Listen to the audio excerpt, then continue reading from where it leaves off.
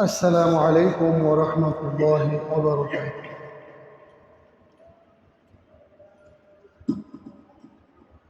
نحمده ونصلي على رسوله الكريم.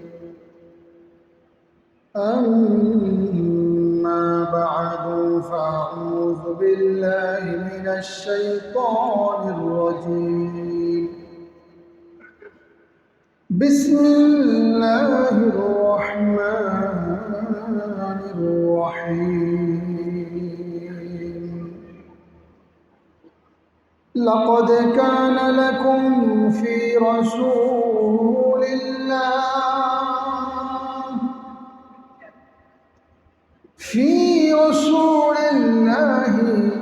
أسوة حسنة لمن كان يرجو الله واليوم الآخر وذكر الله كثيرا.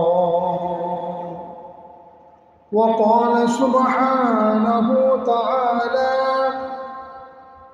في شأن حبيبه صلى الله عليه وسلم: إن الله وملائكته يصلون على النبي يا أيها الذين آمنوا صلوا عليه وسلموا تسليما. اللهم صل على محمد وعلى آل محمد كما صليت على إبراهيم وعلى آل إبراهيم إنك حميد مجيد. اللهم بارك على محمد وعلى آل محمد كما باركت على إبراهيم وعلى آل إبراهيم إنك حميد مجيد. بلغ العلا بكماله كشف الدجى بجماله حسنت جميع خصاله صلوا عليه وآله. بلغ العلا بكماله كشف الدجى بجماله حسنت جميع خصاله صلوا عليه وآله. আলহামদুলিল্লাহ। উপস্থিত সম্মানিত মুসল্লিগণ, শ্রদ্ধেয় মুরব্বীগণ, সর্বস্তরের ইসলাম প্রিয় তাওহীদি জনতা, বাসাবাড়িতে অবস্থানরত দিনদার পরহেজগার নারী সমাজ, সকলকেই পবিত্র জুমাবারের শুভেচ্ছা জানাচ্ছি এবং আজকে 11ই রবিউল আউয়াল মাস 1447 হিজরি মোতাবেক 21শে ভাদ্র 1432 বঙ্গাব্দ 5ই সেপ্টেম্বর 2025 ইসাই পবিত্র জুমার নামাজের ধারাবাহিক আলোচনায় আপনাদের সকলকে নিয়ে যাচ্ছি। শুরুতেই মহান মালিকের শাহী দরবারে কালিমাতুশ শুকরিয়া আমরা আদায় করি, যিনি আমাদেরকে জাগতিক সব ধরনের ব্যস্ততা থেকে ফারেক করে, মুক্ত করে আল্লাহর ঘর মসজিদে আসার এবং বসার তৌফিক দান করেছেন। সুস্থতার মতো বড় নিয়ামত আমাদেরকে দান করেছেন। স্বতঃস্ফূর্তভাবে সকলে এক যুগে কালিমাতুশ শুকরিয়া পাঠ করি, আলহামদুলিল্লাহ। সম্মানিত মুসল্লিগণ, ইসলাম এবং মুসলমানদের কাছে যে মাসটি চন্দ্রমাস চলমান, পবিত্র রবিউল আউয়াল মাস, এই মাসের গুরুত্ব এবং মর্যাদা অনেক অনেক বেশি।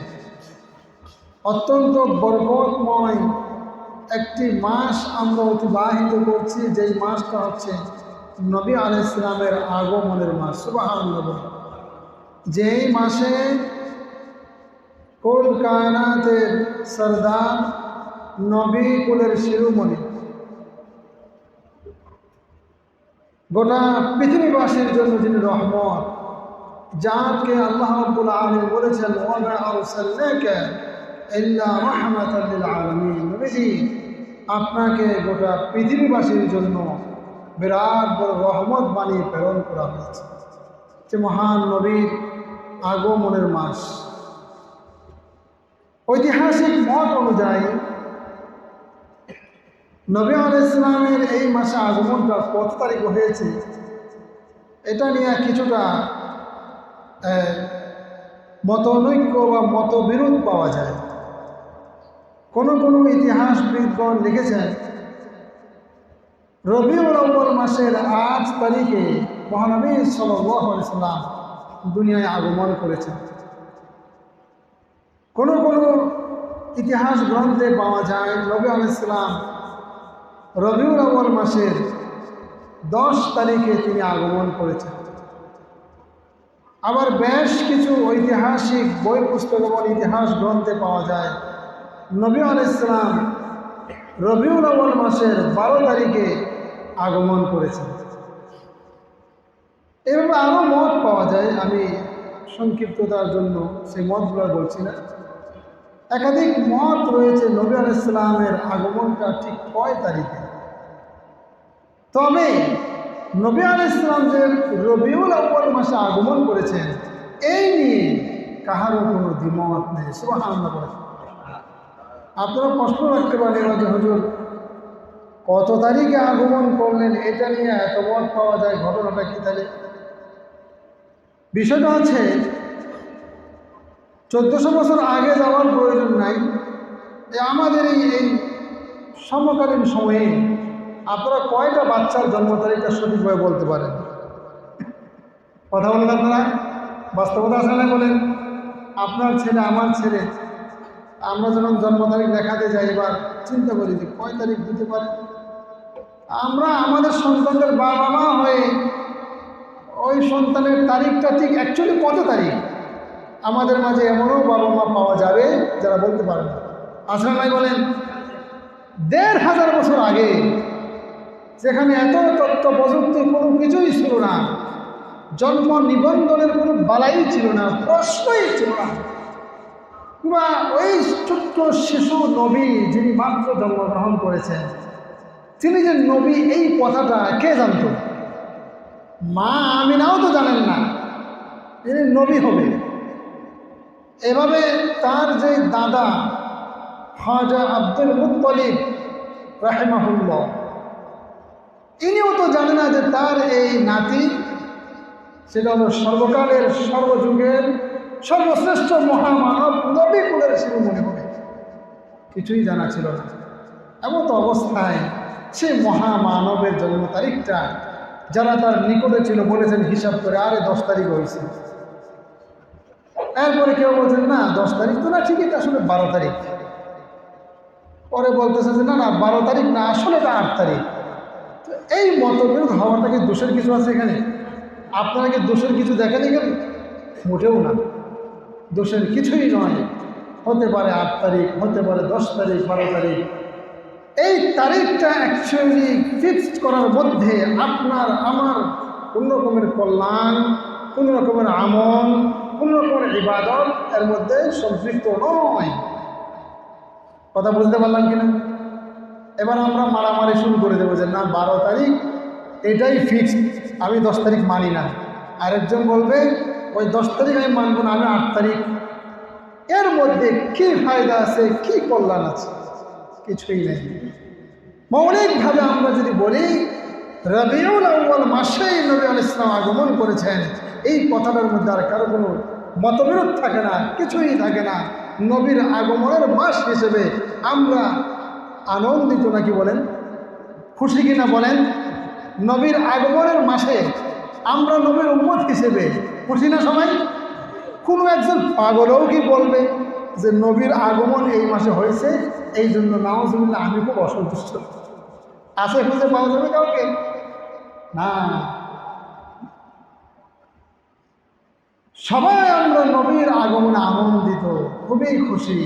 রবিউল আউয়াল মাস যখন আসে, আনন্দের জোয়ার নতুন করে আমাদের মাঝে এটা আসে এবং আমাদের মধ্যে, আমাদের সবার মাঝে নবীর প্রেম ভালোবাসাটা নতুন উদ্যমে জাগ্রত হয়। কথা বলেন ঠিক কিনা?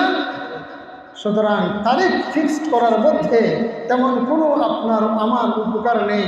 আসুন আমরা কোরআন কি বলেছে সেই দিয়ে যাই। কোরআনে হাকিমের মধ্যে আল্লাহ রাব্বুল আলামিন বলেছেন, আমার নবীর মাঝে তোমাদের সবার জন্য আমি বড় উত্তম আদর্শ রেখে দিয়েছি। নবীর মাঝে তোমাদের জন্য বড় উত্তম আদর্শ আছে, তবে ঢালাওভাবে পৃথিবীর সকল মানুষের জন্য নবীর মাঝে উত্তম আদর্শ নাই। তবে কাদের জন্য উত্তম আদর্শ কোরআন কি বলে শোনেন। আল্লাহ রাব্বুল আলামিন সূরাতুল আহজাবের মধ্যে আয়াত নাযিল করেছেন, লাকাদ কানা লাকুম ফি রাসূলিল্লাহি উসওয়াতুন হাসানাহ, নিশ্চয় আমার হাবিব সর্বকালের সর্বশ্রেষ্ঠ মহামানব রাহমাতুল লিল আলামিনের মাঝে তোমাদের জন্য উসওয়াতুন হাসানা রেখে দিয়েছি, উত্তম আদর্শ আমি আল্লাহ রেখে দিয়েছি।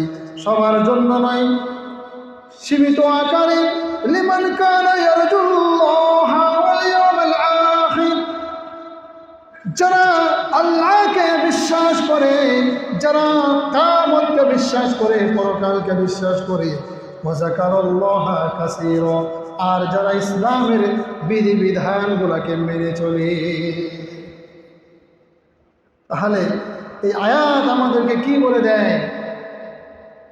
ওই ইহুদিদের জন্য নবী আলাইহিস সালামের মাঝে উত্তম আদর্শ নাই, ওই খ্রিস্টানদের জন্য নবী আলাইহিস সালামের মাঝে উত্তম আদর্শ নাই, ওই বুদ্ধিস্টরা মায়ানমারের মুসলমানদেরকে যে নির্যাতন করছে, ওই বুদ্ধিস্টদের জন্য নবী আলাইহিস সালামের মাঝে উত্তম আদর্শ নাই। তবে এরা সবাই যদি আবার আল্লাহর উপরে ঈমান আনে, বলেন কার উপরে ঈমান? আল্লাহর উপরে ঈমান আনে। খ্রিস্টানরা যদি আল্লাহর উপরে ঈমান নিয়ে আসে, ফিলিস্তিনের মধ্যে যারা নির্যাতন চালাচ্ছে ইহুদি সম্প্রদায়, সেই ইহুদিরা যদি ঈমান আনে আল্লাহর উপরে, এবং বুদ্ধিস্ট যত অমুসলিম আছে এরা যদি আল্লাহর উপরে ঈমান নিয়ে আসে, এবং যদি পরকালকে বিশ্বাস করে, পরকাল আছে এই কথাটাকে তারা বিশ্বাস করে এবং ইসলামের বিধিবিধানকে মেনে চলে, তাহলে তাদের জন্য নবীর মাঝে উত্তম আদর্শ আছে না নাই? বলেন, এত আসতে বললেন, আছে না নাই? আছে।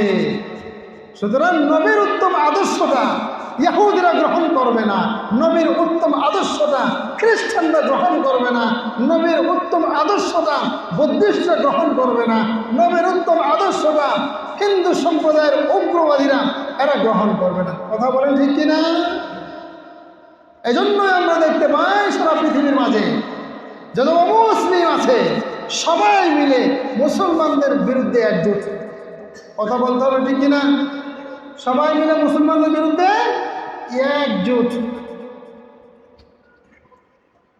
আল্লাহর হাবিব সাল্লাল্লাহু আলাইহি ওয়াসাল্লাম ১৫০০ বছর আগেই এই জন্য বলেছেন, আল কুফরু মিল্লাতুন ওয়াহিদা, যত অমুসলিম অপশক্তি আছে এরা সবাই হচ্ছে এক এবং অভিন্ন সত্তা। সুতরাং অমুসলিমরা কোনোদিন মুসলমানদের বন্ধ হতে পারে না। কথা বলেন ঠিক কিনা? সম্মানিত উপস্থিতি, নবী আলাইহিস সালামের আগমনের মাসে আসুন আমরা নবী আলাইহিস সালামের সে উত্তম আদর্শকে গ্রহণ করি। রাজি আছি তো সবাই ইনশাআল্লাহ? নবী আলাইহিস সালামের আগমনের মাসে আমরা অঙ্গীকার গ্রহণ করি যে আমরা নবীর উম্মত হিসেবে সে নবীর উত্তম আদর্শগুলা আমি গ্রহণ করব। কেমন উত্তম আদর্শ? যে নবীর উত্তম আদর্শের সনদ আর সার্টিফিকেট আল্লাহ রাব্বুল আলামিন কোরআনের মধ্যে তুলে ধরেছেন। আল্লাহ রাব্বুল আলামিন কোরআনে হাকিমের আরেকটি সূরা সূরাতুল কলম। আল্লাহ রাব্বুল আলামিন ওই যে কলম, যেই কলমটা দিয়ে আমরা লিপিবদ্ধ করে লেখা লিখি, কলম দিয়ে আমরা বই পুস্তক লিখি, কিতাব লিখি, চিঠিপত্র লিখি, আর গুরুত্বপূর্ণ কাজে আমরা এই কলমটাকে ব্যবহার করি কি করি না বলেন? বুঝতেছেন না ওনার কথা? কলমের ব্যবহারিক দৈনন্দিন জীবন আমাদের আসে না বলেন? কলমের ব্যবহার আমাদের জীবনে আসে না বলেন? কলমের গুরুত্ব কম না বেশি বলেন? অনেক অনেক বেশি। আপনার এই কলমের খোঁচায় কাহারো জীবন কেড়ে নিতে পারে, আপনার এই কলমের খোঁচায় কাহারো জীবন বাঁচিয়ে দিতে পারে। কথা বলেন ঠিক কিনা? এই কলমের খোঁচায় নিরপরাধ আলেমদেরকে 14 বছর জেলে খাটাইছে। এই কলমের খোঁচায় নিরপরাধ মানুষদেরকে ফাঁসির মঞ্চে তুলে দিয়েছে। কথা বলেন ঠিক কিনা? কলমের গুরুত্ব অনেক অনেক বেশি। আল্লাহ রাব্বুল আলামিন কলমের নামে সূরা নাযিল করেছেন, সূরাতুল কলম। সেই কলমের মধ্যে আল্লাহ তাআলা বলেন, নবীজি ইন্নাকা লাআলা খুলুকিন আযীম, নিশ্চয় আপনাকে মহান উত্তম চরিত্র দিয়া প্রেরণ করা হয়েছে। আপনার চাইতে মহান উত্তম চরিত্রের অধিকারী পৃথিবীর বুকে আর কেউ নাই। আছে বলেন? নবীর চাইতে উত্তম আদর্শবান ব্যক্তি কেউ হতে পারে?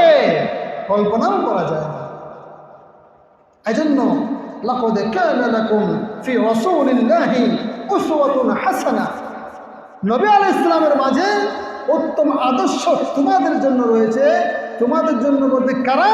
লিমান কানা ইয়ারজুল্লাহ ওয়াল ইয়াউমাল আখির, তোমাদের মাঝে যারা আল্লাহকে বিশ্বাস করে, পরকালকে বিশ্বাস করে, তাদের জন্য, অর্থাৎ এক কথায় যদি আমরা সংক্ষিপ্তভাবে বলি, মুমিনদের জন্য নবী আলাইহিস সালামের মাঝে উত্তম আদর্শ আছে। কাদের জন্য আছে বলেন? মুমিনদের জন্য। নবী আলাইহিস সালামের সেই আদর্শকে আমার আপনার জীবনে আমরা বাস্তবায়ন করার চেষ্টা করি। আল্লাহ তাআলা তৌফিক দান করুন। প্রতিটা জুমাবারে আমরা জুমার নামাজে আগমন করি। জুমার নামাজের আগে চার রাকাত সুন্নাহ আমরা আদায় করি কি করি না বলেন? আছে না 4 রাকাত সুন্নাহ? তো আজকে আমি নবীর উত্তম আদর্শ নিয়ে কথা বলছি। আগামী বেশ কয়েক জুমা ইনশাআল্লাহ এই শিরোনামে আলোচনা চলবে। নবীর আদর্শ হচ্ছে সুন্নাহকে আমার জীবনে বাস্তবায়ন করা, আপনার জীবনে নবী আলাইহিস সালামের সুন্নাহকে বাস্তবায়ন করা। জুমার নামাজের পূর্বে চার রাকাত সুন্নাহ রয়েছে। আফসোস সীমাহীন মুসল্লিরা আমাদের মনে কষ্ট নেবেন না। আমি তো লক্ষ্য করে দেখি, একেবারে যখন খতিব সাহেব খুতবায় দাঁড়াবে তখন ওই বারান্দায় লোকেরা আয়সা বসে। কি আমি ভুল বলছি মনে হয়? কথা বলেন আপনারা? বাস্তবতা আসলে না বলেন? এটা আমরা কেন করি? এই জায়গা থেকে আমাদের বেরিয়ে আসা উচিত। আরে জুমাবারে তো আজান হওয়ার আগে আমি মসজিদে আসবো, আজান হওয়ার আগে চলে আসার চেষ্টা করতে হবে। জুমাবার এটা ঈদ তুল্য। হাদিসের মধ্যে জুমাবারকে ঈদের সাথে উপমা দেওয়া হয়েছে। জুমাবার হচ্ছে একটা ঈদের নেই, ঠিক ঈদ বলছি না আমি, ঈদ তুল্য। ঈদ বলছি না কারণ হলো আমরা আবার ওই বছরে আমাদের মুসলমানদের জন্য ইসলাম 2টা ঈদকে ফিক্সড করে দিয়েছে। আমরা এরপরে আরও অনেকগুলো ঈদ বানায় রয়েছি মন গড়া। এই মন গড়া যে ঈদ বানায় নই, এগুলোর কোনো ভ্যালু নাই, ভিত্তি নাই। জুমাবার ঈদের নাই, কিন্তু ঈদ না। তো যেহেতু জুমাবার অত্যন্ত ফজিলতপূর্ণ দিন, দোয়া কবুলের দিন, আমাদের তো উচিত জুমাবারে খুব আগে আগে মসজিদে চলে আসা, আমার কাজকর্মগুলোকে গুছিয়ে আগে আগে মসজিদে প্রবেশ করা, সুন্দর করে ওযু করে তারপর মসজিদে আসা। আপনাদের সামনে একটা হাদিস শোনাই, দেখুন। হাদিস শরীফের মধ্যে আসছে, আপনি যখন বাসা থেকে ওযু করে বের হন, একজন মুসল্লি যখন সে বাসা থেকে ওযু করে তারপরে মসজিদে আসে, তার প্রতিটা কদমে কদমে আল্লাহ রাব্বুল আলামিন তার গুনাহগুলোকে মাফ করে দেন। সুবহানাল্লাহ। قال رسول الله صلى الله عليه وسلم من خرج من بيته متطهرا, যেই মুসল্লি তার বাসা থেকে ওযু করে বাইর হয়, ইলা সালাতিন মাকতুবাতিন, 5 ওয়াক্ত নামাজ আদায়ের জন্য, বিশেষভাবে জুমার নামাজটা আদায়ের জন্য নিজের বাসা থেকে ওযুটা সেরে বাইর হয়। আল্লাহর হাবিব সাল্লাল্লাহু আলাইহি সাল্লাম বলেন, ওই মুসল্লির সওয়াব কিরকম হবে? ফাআজরুহু কাআজরিল হাজ্জিল মুহরিম। ওই মুসল্লির সওয়াব, ইহরাম পরে যেই হাজী ঘর থেকে হজের জন্য বাইর হয়েছে, ওই হাজীর জীবনে সে যে পরিমাণ সওয়াব লাভ করবে, জুমাবারে কিংবা 5 ওয়াক্ত নামাজের জন্য বাসা থেকে যদি ওযু করে আপনি বাইর হয়ে মসজিদে আসেন, আল্লাহ রাব্বুল আলামিন আপনার আমলনামার মধ্যে সেরকম সওয়াব দান করবেন। জোরে জোরে বলেন সুবহানাল্লাহ। এখন যারা এখানে বাড়িওয়ালা না, তারা হয়তো ওযু তার বাসা থেকে করে আসতে পারবে না, কিন্তু যারা এখানকার স্থায়ী বাসিন্দা কিংবা অস্থায়ী বাসিন্দা বাসা আছে, আপনারা চাইলে আপনাদের বাসা বাড়ি থেকে ওযুটা করে সুন্দর করে পরিষ্কার পরিচ্ছন্ন পবিত্রতা অর্জন করে সম্ভব হলে একটু আতর মেঘে তারপর আপনি মসজিদে আসুন না। মসজিদে আসুন, প্রবেশ করার সময় সুন্নাহ, রাসূলের আদর্শ, রাসূলের সুন্নাহকে আপনি পালন করেন। আপনি পড়েন বিসমিল্লাহি ওয়াসসালাতু ওয়াসসালামু আলা রাসূলিল্লাহ আল্লাহুম্মা ইফতাহলি আবওয়াবা রাহমাতি।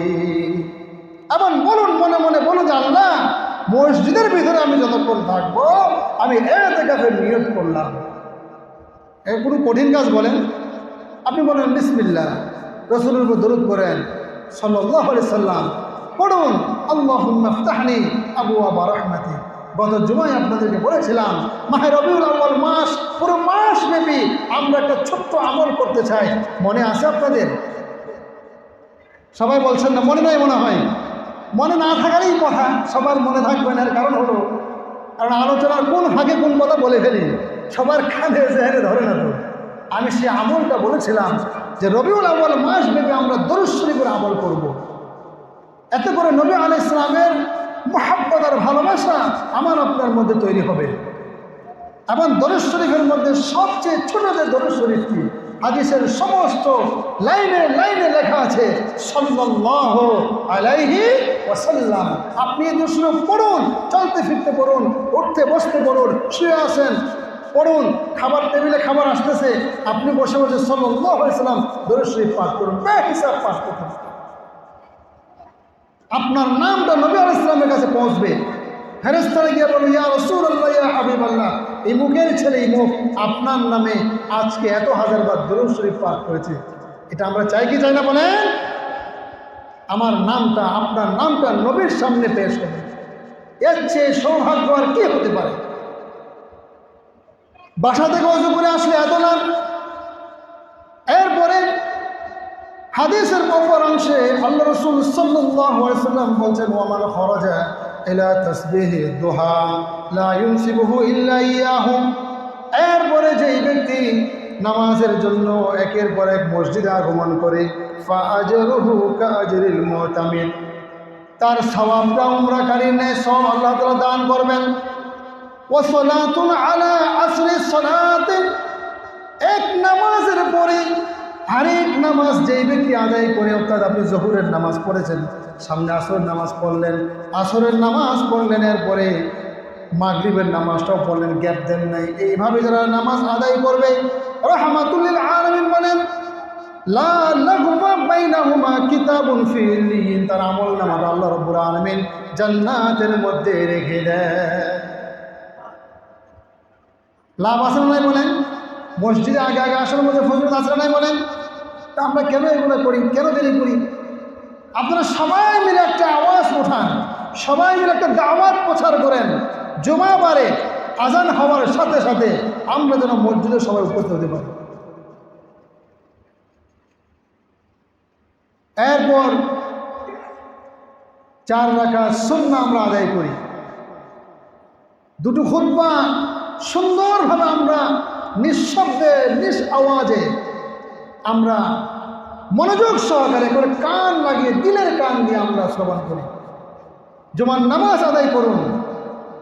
এই অংশে এসে আমাকে বলতে হয়, বড় দুঃখ লাগে, আমি অনুভব করি এবং দেখি যে জুমার নামাজের সালাম তো ডান দিকে ফেরানোর পর বাম দিকে ফিরে তার দেরি হয় না, সাথে সাথেই অর্ধেক মুসল্লি মসজিদে বেরিয়ে যায়। আমি মনে হয় ভুল বলতেছি নাকি বলেন আপনারা? বাস্তবতা আছে না বলেন? আমি এই মসজিদের কথা বলছি, আপনারা ভাববেন না আমার হুজুর অন্য মসজিদের কথা বলছি। এই মসজিদের কথা বলছি, আমাদের মসজিদের কথা বলছি। নবীর আদর্শকে আমরা পরিত্যাগ করছি, আরেক দিক দিয়ে নবীর আশেক হিসেবে আমরা নিজেদেরকে দাবি করতেছি। নবীর আদর্শ হলো জুমার নামাজের পরে 4 রাকাত সুন্নাহ আদায়ের পরে আরও অতিরিক্ত 2 রাকাত সুন্নাহ আদায় করা। তাহলে আমার যে সকল প্রিয় মুসল্লি ভাইয়েরা জুমাবারে সালাম ফিরানোর সাথে সাথে আর দেরি হয় না, বের হয়ে চলে যান। আপনারা কার আদর্শের অনুসারী? আপনারা কাকে ফলো করছেন? আপনার ইমামকে জুমাবারের নামাজ পড়ানোর সাথে সাথে মসজিদ থেকে বের হয়ে গেছে, কথা বলেন আপনারা? বের হয়ে যাচ্ছে আমরা? না, যাচ্ছি না তো। আমরা দোয়া করতেছি, সবাইকে নিয়ে দোয়া করছি আমরা। আরে দোয়া এটি একটি স্বতন্ত্র ইবাদত। নামাজ যেরকম ইবাদত, দোয়াটা ওরকম একটা ইবাদত। তবে এই ইবাদতটা নামাজের অংশ নয় বটে, কিন্তু ইবাদত তো। একটা ইবাদতের পরে আরেকটা ইবাদত করার নিষেধাজ্ঞা কি ইসলামে আছে? বলে আপনি এখন কোরআন তেলাওয়াত করছেন, এই জন্য এখন আর 2 রাকাত নফল করতে পারবেন না। কিংবা আপনি এখন 2 রাকাত সুন্নাত করছেন, এখন আর বসে বসে কোরআন তেলাওয়াত করতে পারবেন না। এমন তো কোনো বিধিবিধান নেই। আপনি একটা ইবাদতের পরে আরেকটা ইবাদত করুন, ভালো। নামাজ শেষ করেছেন তো একটা ইবাদত শেষ করেছেন, এরপরে আপনি আরেকটা ইবাদত দোয়া ওটা করেন। এখানে এতগুলো মানুষ মিলে যখন আমরা দুটো দুটো করে হাত তুলি, জানা তো আমরা তো জানি না যে কার হাতের উসিলে আমাদের দোয়াগুলোকে আল্লাহ তাআলা কবুল করে নেবেন। এজন্য আমি আপনাদের কাছে উদাত্ত আহ্বান রাখি, আপনারা এই দাওয়াত সবার সাথে শেয়ার করবেন যে আজকে থেকে নেক্সট কোনো জুমায় যেন জুমার নামাজের পরে দোয়ায় শরীক না হয়ে কোনো মুসল্লিদেরকে বের হয়ে না যায়, বের হয়ে যেন না যায়। আরে ভাই, আমার তো লজ্জা হওয়া উচিত যে আমার ইমাম এখন দোয়া করতেছে, আমি তার মুসল্লি, আমি তার মুক্তাদি, ইমামকে মসজিদে ফেলে দিয়ে আমি আস্তে করে নির্লজ্জের মতো চুপে চাপে এখান দিয়ে দোয়া বাদ দিয়ে বের হয়ে চলে গেলাম। এজন্য আমার লজ্জা হওয়া উচিত। হ্যাঁ, আমার লজ্জা হওয়া উচিত যে আমি কেমন মুসল্লি, আমার ইমাম দোয়া করতেছে আর আমি সেই দোয়াকে অ্যাভয়েড করে বেরিয়ে চলে যাচ্ছি। আচ্ছা, আপনারা একটু কল্পনা করেন তো, আল্লাহর হাবিব সাল্লাল্লাহু আলাইহি সাল্লাম যখন দোয়ার জন্য হাত তুলতেন, সাহাবায়ে কেরাম কি সেই দোয়ায় হাত না তুলে পারতেন? এত আসতে বললেন পারবেন? তাহলে আমরা সেই নবীর আদর্শের অনুসারী, আমরাও সেই নবীর মতো করে নামাজের পরে হাত তুলছি দোয়ার জন্য, আর আমরা কেমন মুসল্লি ওই দোয়ায় হাত না তুলে দোয়ায় শরীক না হয়ে আমরা বের হয়ে চলে যাই। আল্লাহ তাআলা আমাদেরকে বুঝার তৌফিক দান করেন। আমার কথায় কষ্ট পেয়েছেন মনে হয় নাকি? কষ্ট পেলে মাফ করে দিয়েন, কিন্তু এই কথাটা আপনাদেরকে বলা আমার উপর ফরজ। আমি যদি আপনাদেরকে এই কথাটা না বলি, আমি আল্লাহকে জবাব দিতে পারবো না, এই জন্য বলতে হবে। তাহলে আমরা আজকে থেকে জুমার নামাজের পর দোয়ায় সবাই অংশগ্রহণ করবো ইনশাআল্লাহ। 2 হাত তুলি। আল্লাহ রাব্বুল আলামিন আমাদের এই হাতগুলোকে কবুল আর মঞ্জুর করুন, সকলে বলুন আমিন। নবীর আদর্শের কথা বলছি, দোয়ায় শরীক হলেন। এখানে জুমার নামাজের কাজ শেষ হয় নাই, জুমার নামাজের আরও অংশ বাকি আছে। রহমাতুল লিল আলামিন জুমার নামাজের পরে এবার 4 রাকাত সুন্নাত আদায় করতেন।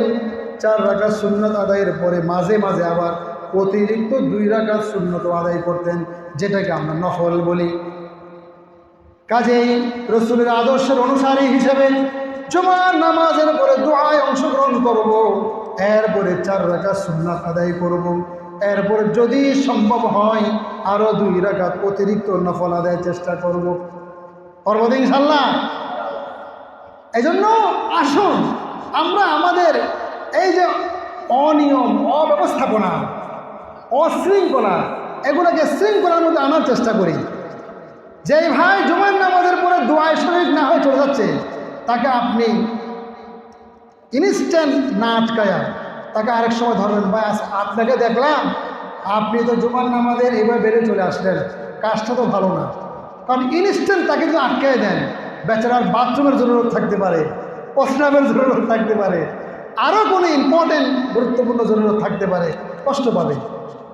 কিন্তু তাকে কথা বলতে হবে আপনার নেক্সট টাইম যে ভাই আপনাকে দেখলাম জুমার দিনে দোয়াই শরীফ হয়ে বেরিয়ে গেছেন, ঘটনা কি ভাই, কেন বেরিয়ে যান? আপনাকে দেখে আরও দুজন মুসল্লি বের হয়, ওই দুজনকে দেখে আরও 5 জন বের হয়।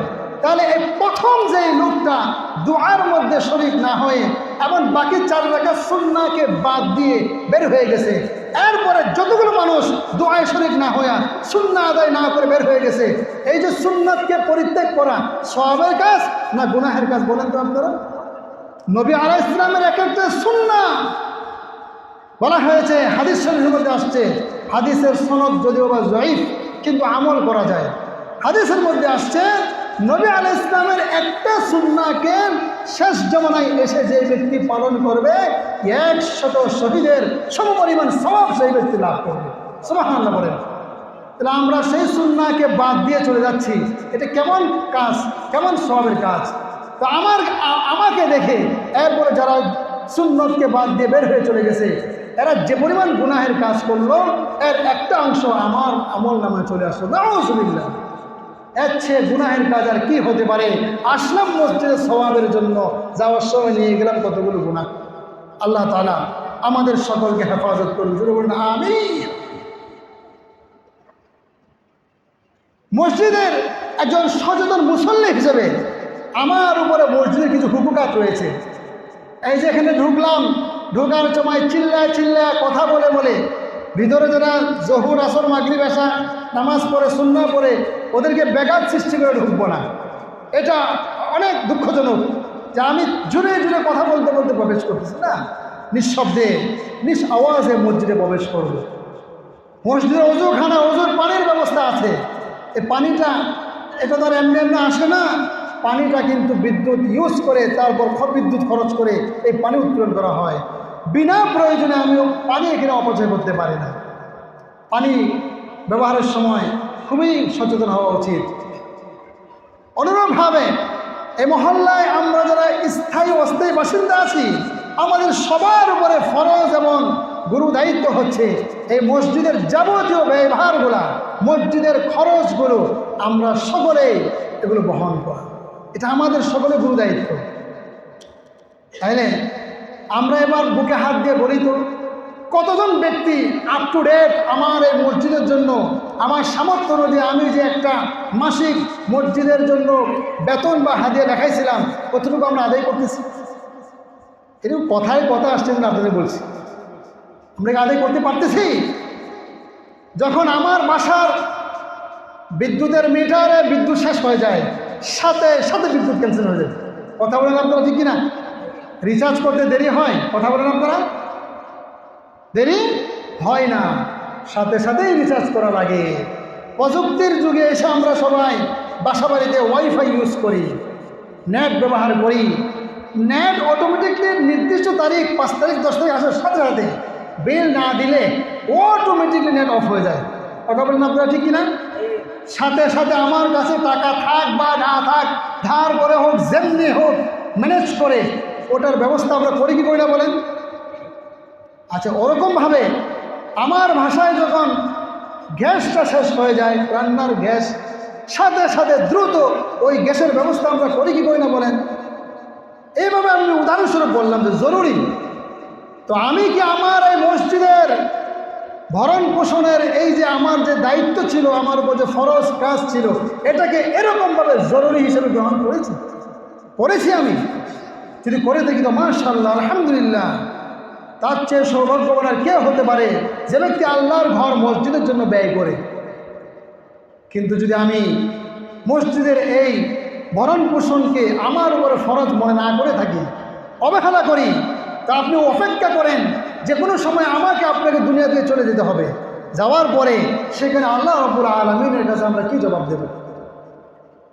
আমি গত কয়েকটা জুমায় লক্ষ্য করেছি, আমাদের জুমায় প্রত্যেক জুমাবারে আমাদের যে অনুদান, আমি দেখলাম কিছু ভাইয়েরা ছেঁড়া ফাটা নোটগুলো এনে মসজিদে দিয়ে যায়। বাস্তবতা আছে নাই বলেন? কথা বলতেছেন না আপনারা? আপনারা যারা জানেন না এখানে টাকা গুনতে বসবেন মাঝে মধ্যে, অত মুয়াজ্জিনকে জিজ্ঞাসা করেন, কেসের সাথে জিজ্ঞাসা করেন। 500 টাকার ছেঁড়া নোট দিয়ে আপনি নিয়ে গেলেন 450 টাকা কিংবা 490 টাকা, ছেঁড়া নোটটা মসজিদে দিয়ে গেলেন। কি করছেন এটা? ওই কাবিলের মতো। হাবিল আর কাবিলকে কুরবানির জন্য বলা হয়েছিল। হাবিল কি করেছে? হৃষ্ট পুষ্ট যত তার বকরি দুম্বা ভেড়া ছিল ওগুলাকে দিয়েছে। কাবিল কি করেছে? একেবারে তুচ্ছ তাচ্ছিল্য কিছু ফলমূল চাষি এরকম জিনিসগুলোকে নিয়ে দিয়ে আসছে। তো আল্লাহর পথে আপনাকে যা দিবেন সেটা একেবারে ফ্রেশ এবং শ্রেষ্ঠ উৎকৃষ্ট মানের জিনিসটাই আপনি আল্লাহ রাস্তায় দিবেন।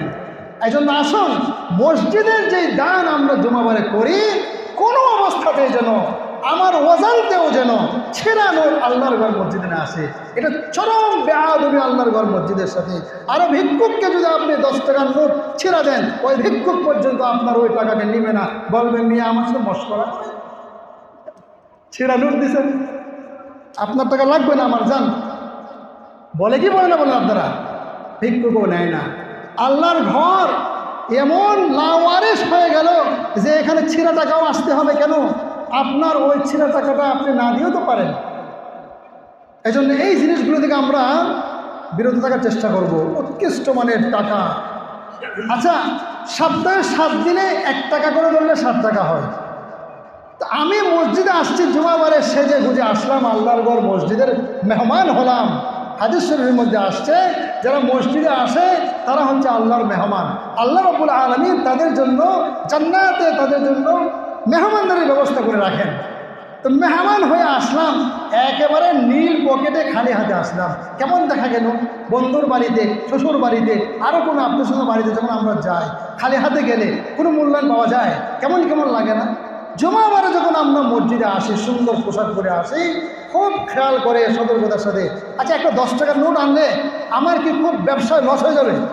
কথা বলেন আপনারা সবাই। আমার ব্যবসায়, আমার খাবারে, আমার চা নাস্তায় এই 10 টাকা মসজিদে জুমাবারে এসে দিলে খুব লস হয়ে যাবে মনে হয়, নাকি বলেন আপনারা? না, বরং আল্লাহ তাআলা বরকত আরো বাড়ায় দিবেন। বলেন, আল্লাহ তাআলা বরকত আরো বাড়ায় দিবেন। একটা সিগারেটের দামও না 10 টাকা, সিগারেটের দামও বেশি দাম আছে। এই জন্য আপনারা আসুন। আজকে কোথায় আলোচনা, কোথায় থেকে কোথায় চলে গেলাম? তো সুন্নতের কথা বলছিলাম, মূলত সুন্নতের আলোচনা করতেছিলাম। যে নবী আলাইহিস সালামের সুন্নাহকে আমার আপনার জীবনে বাস্তবায়ন করার চেষ্টা করি। জুমাবারে যখন মসজিদে আসি, নামাজ শেষ করে দুআয়ে শরীক হব। দুআয়ে শরীক হওয়ার পরে 4 রাকাত সুন্নাহ আমরা আদায় করব। এরপরে সম্ভব হলে আরও 2 রাকাত নামাজ পড়ে তারপর মসজিদ থেকে বের হব। কথা আপনাদের বুঝতে পারছি কি ইনশাআল্লাহ? নাকি? আল্লাহ তাআলা আমাদের সকলকে জীবনের সর্বক্ষেত্রে নবী আলাইহিস সালামের সুন্নাহকে বাস্তবায়নের তৌফিক দান করুন। এটাই হোক রবিউল আউয়াল মাসে আমাদের সকলের অঙ্গীকার যে নবীর আগমনের মাসে, মিলাদুন নবীর মাসে আমার আপনার জীবনে নবী আলাইহিস সালামের ছোট থেকে ছোট, বড় থেকে বড় সমস্ত সুন্নাহকে আমরা বাস্তবায়ন করে তুলি। রাসূল বলেছেন, মান আহাব্বা সুন্নতি ফাকাদ আহাব্বানি।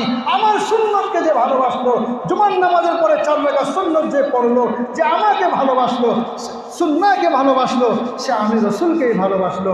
রসুলকে যে ভালোবাসবে সে রসুলের সাথে জান্নাতের মেহমান হবে। জোরে বলেন সুবহানাল্লাহ।